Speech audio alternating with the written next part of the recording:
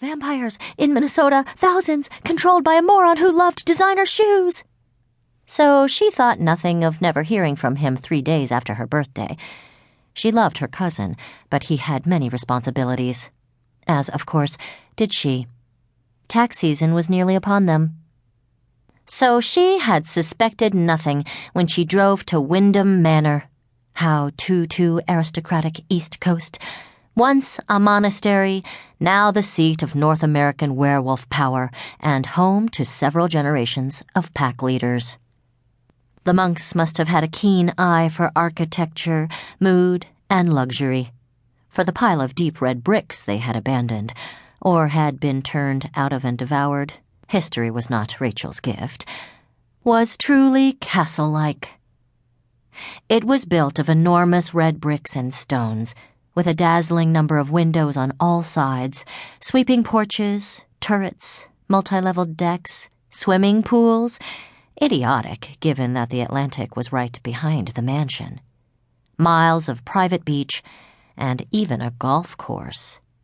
Not that she played, it seemed too much like fetch. She herself liked to drive out here in her blue Kia Rio when her change was upon her. She liked to park in the private lot on the beach below the bluffs, change, then race up the cliff until she was looking at the back of the mansion, nearly always abandoned because her pack had all changed and gone away. Then she would trot around to the immense green lawn in front of the manor, a lawn so wide and deep it was like a dark green lake, one that would take her a while to swim across. She'd flop on her back, wriggle to work out some kinks. Human form to wolf form left a nagging ache in her vertebrae, and look up at the bright, bright stars, while the wind groaned in her ears and everywhere there was the smell of the ocean, so salty and strong and alive, it was almost like the smell of fresh blood. Now here she was, being packed off like an embarrassing relative. Away to the sanitarium with you, crazed Aunt Petunia. And who knew when she'd be able to roll around on that green lawn, that lake of grass.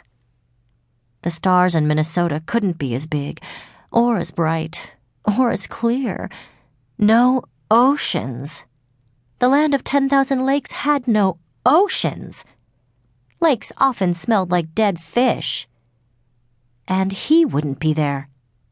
Michael, her pack leader, and, always more important, her cousin and friend, her protector. Sending her away when he had many stronger and rougher and smarter, all right, maybe not smarter, but there were literally hundreds of werewolves who would leap at the chance to scout and sneak and spy. But Michael wanted her to go, and for what? She opened her mouth and coughed. For the moment, her throat had been too dry to speak. She tried again. Spy on the Vampire Queen? Michael winced a bit at spy, and from his furtive manner, he was clearly hoping his mate, Jeannie, couldn't overhear any of this. It was also probably why the door was closed. Jeannie Wyndham hated intrigue, or, as she sometimes called it, werewolf sneakiness. Also, from what Rachel had seen and heard, Jeannie liked the Vampire Queen. That was difficult to swallow. Not that there was anything wrong with the big blonde woman from Minnesota. Keep an eye on, he said again. Okay? Keep an eye on, that's all. I've already arranged for you to rent a house in her neighborhood.